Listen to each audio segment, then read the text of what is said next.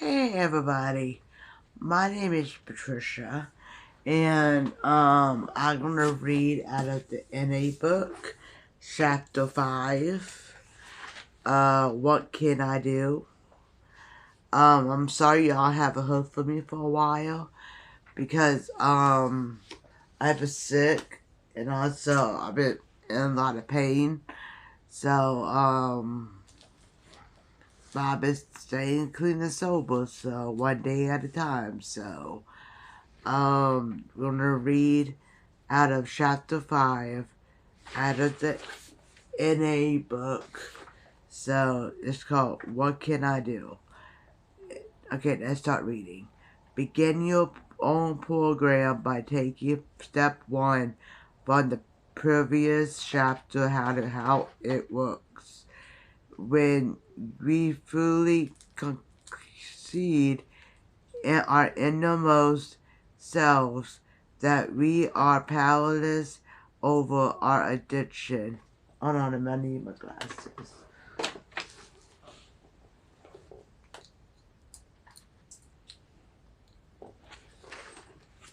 Here we go. I'm gonna start over, okay?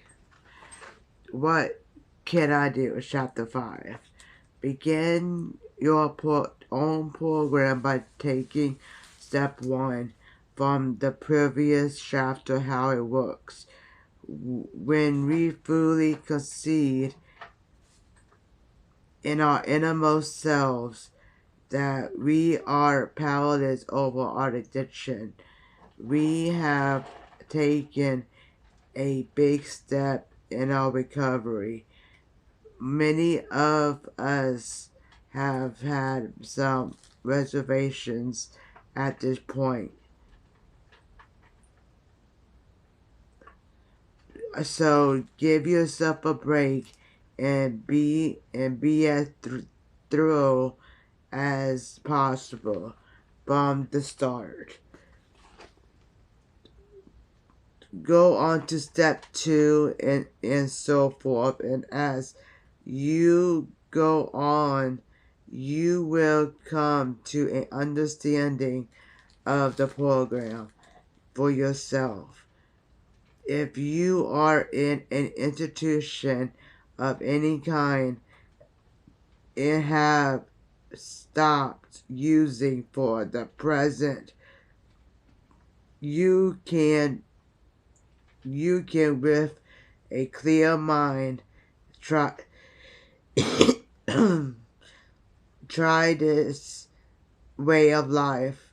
Upon release, continue your daily program and contact a member of NA. Do this by mail, by phone, or in person. Better yet, come to our meetings. Here you will find answers to some of the things that may be disturbing you now. If you are not in an institution, the same holds true. Stop using for today. Most of us can do for 8 or 12 hours what seems impossible for a longer period of time. If the obsession or compulsion becomes too great, put yourself on a 5-minute basis of not using. Minutes will go to hours and hours to days. So you will break the habit and gain some peace of mind. The real miracle happens when you realize that the need for a drug has in some way been lifted from you. You have stopped using and have started to live. The first step to recovery is to stop using. We cannot expect the program to work for us if our minds and bodies are still clouded by drugs. We can do this anywhere, even in prison or an institution. We do it anyway. We can cold turkey or in a detox, just as long as we get clean. Developing the concept of God as we understood Him is a project that we can undertake. We can also use the steps to improve our attitudes. Our best thinking got us into trouble. We recognize the need for change, or our disease involves much more than just using drugs. So our recovery must involve much more than simple absence. Recovery is an active change to our ideas and attitudes. The ability to face problems is necessary to stay clean. If we have problems in the past, it is unlikely that simple absence will solve these problems. Guilt and worry can keep us from living in the here and now. Denial of our disease and other reservations keep us sick. Many of us feel that we cannot possibly have a happy life without drugs. We suffer from fear and insanity and feel that there is no escape from using. We may feel rejection from our friends if we get clean. These feelings are common to the addict seeking recovery. We could be suffering from an overly sensitive ego. Some of the most common excuses for using are loneliness, self-pity, and fear. Dishonesty, close-mindedness, and unwillingness are three of the greatest enemies of self-obsession is the core of our disease. We have learned that old ideas and old ways will help us to stay clean or to live a better life. If we allow ourselves to stagnate and cling to terminal hypnosis, the fatal cool, we are giving into the symptoms of our disease. One of the problems is that we found it easier to change our perception of reality than to change reality. We must give up this old concept and face the fact that reality in life goes on, whether we choose to accept them or not. We can only change the way we react and the way we see ourselves. This is necessary for us to accept that change is gradual and recovery is an ongoing process. A meeting a day for at least the first 90 days of recovery is a good idea. There is a special feeling for addicts when they discover that there are other people who share our difficulties, past and present. At first, we can do little more than attend meetings.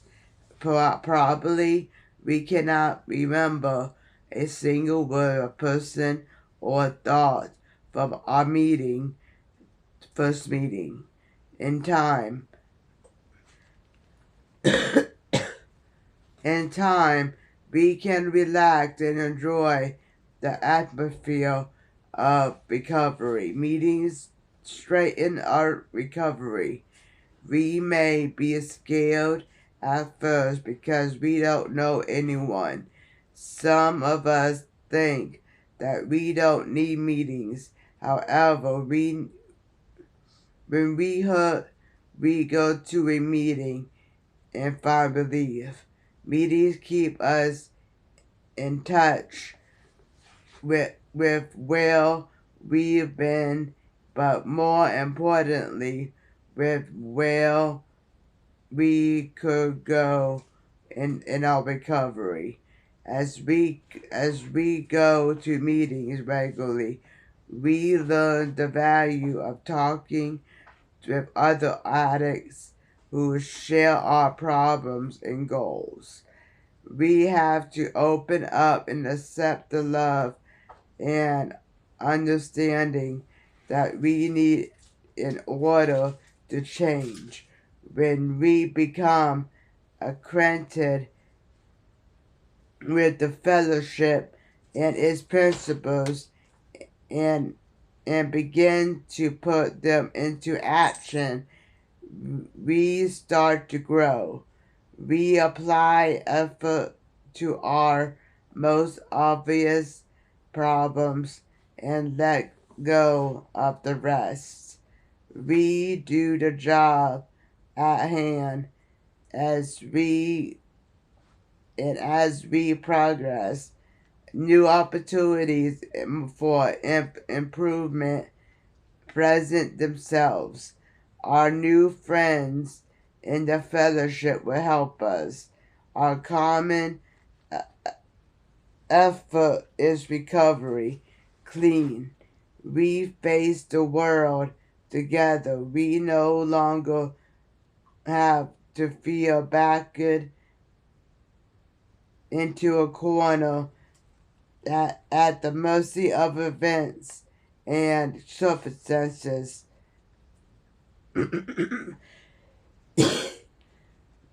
It makes a difference to have friends who care if we hurt. We find our place in the fellowship and join a group whose meetings help us in our recovery. We have been untrustworthy for so long that most of our friends and families will doubt our recovery. They think it won't last. We need people who understand our disease and the recovery process. At meetings, we can share with other addicts, ask questions, and learn about our disease. We learn new ways to live. We are no longer limited to our old ideas. Gradually, we replace old habits with new ways of living. We become willing to change. We go to meetings regularly, get and become willing to change. We go to meetings regularly, get and use telephone numbers, read literature, and most importantly, we don't use. We learn to share with others. If we don't tell someone we are hurting, they will seldom see it.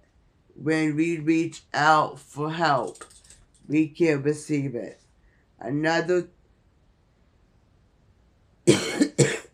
Another tool for the newcomer is involvement with the fellowship. As we become involved, we learn to keep the program first and take it easy in other matters. We begin by asking for help and trying out the recommendance of people at the meeting. It is beneficial to allow others in the group to help us. In time, we will be able to pass on what we have been given. We learn that service to others will get us out of ourselves. Our work can begin with simple actions, emptying ashtrays, making coffee, cleaning up, setting up for a meeting, opening the door, sharing a meeting, and passing out literature. Doing these things helps us feel a part of the fellowship. We have found it helpful to have a sponsor and to use this sponsorship is a two-way street. It helps both the newcomer and the sponsor. The sponsor's clean time and experience will depend on the availability of sponsors in a locality.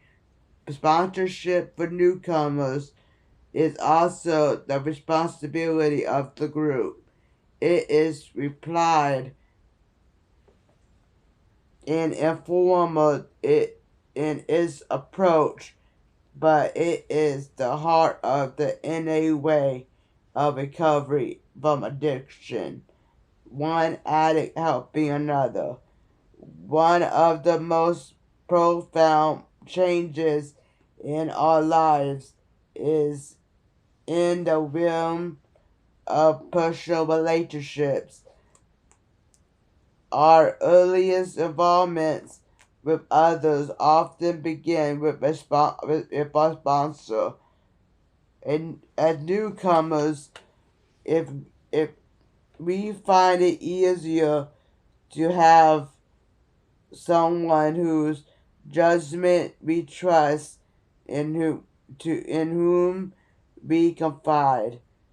We find that trusting others with more experience is a strength rather than a weakness. Our experience reveals that working the steps is our best guarantee against relapse. Our sponsors and friends can advise us on how to work the steps. We can talk over what the steps mean. They can help us to prepare for the spiritual experience of the steps. Asking God as we understand Him for help improves our understanding of the steps. When we are prepared, we must try out our newly found ways of life.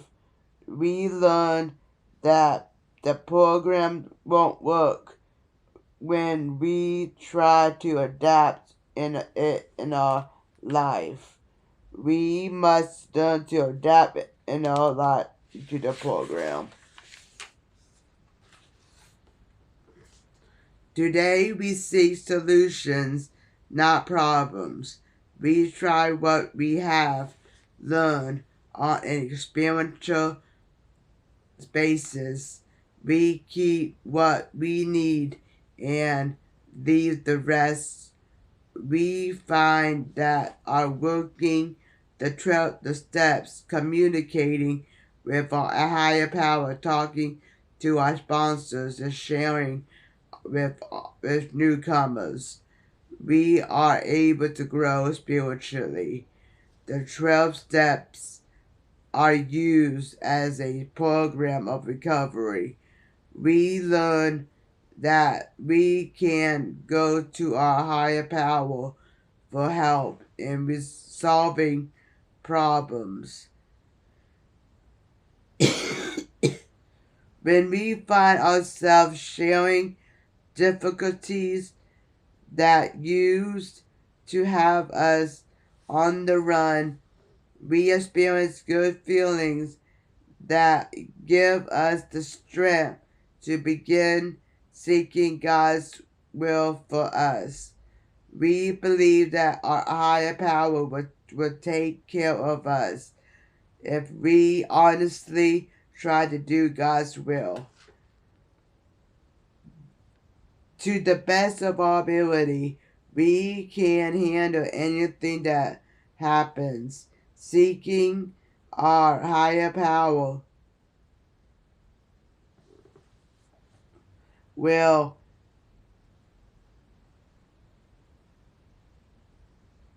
seeking our highest power will is a what he it is spiritual principle found in the steps. Working the steps and practicing the principles simplifies our lives and changes our old attitudes. When we admit that our lives have become unmanageable, we don't have to argue our point of view. We have to accept ourselves as we are. We no longer have to be right all the time. When we give ourselves this freedom, we can allow others to be wrong. Freedom to change seems to come after acceptance of ourselves.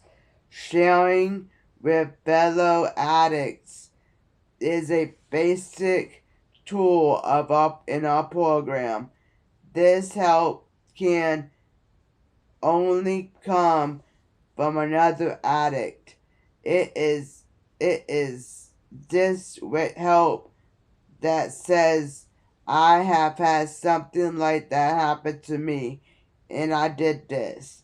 For anyone who wants our way of life, we shall experience strength and hope instead of preaching and judging. If sharing the experience of our pain helps just one person, it was worth the suffering. We strengthen our own recovery when we share it with others who ask for help. We If we keep what we have to share, we lose it. Words mean nothing until we put them into action. We recognize our spiritual growth when we are able to reach out and help others. We help others when we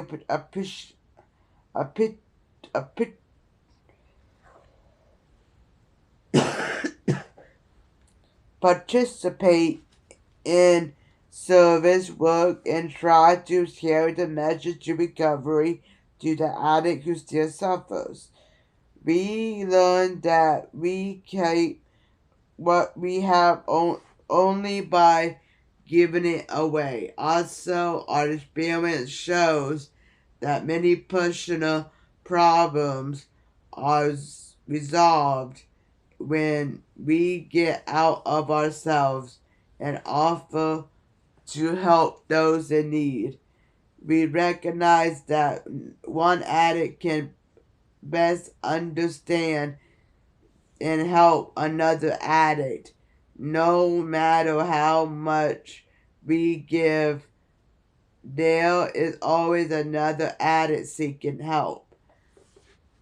We cannot afford to lose sight of the importance of sponsorship and of taking special interest in a confused addict who wants to stop using.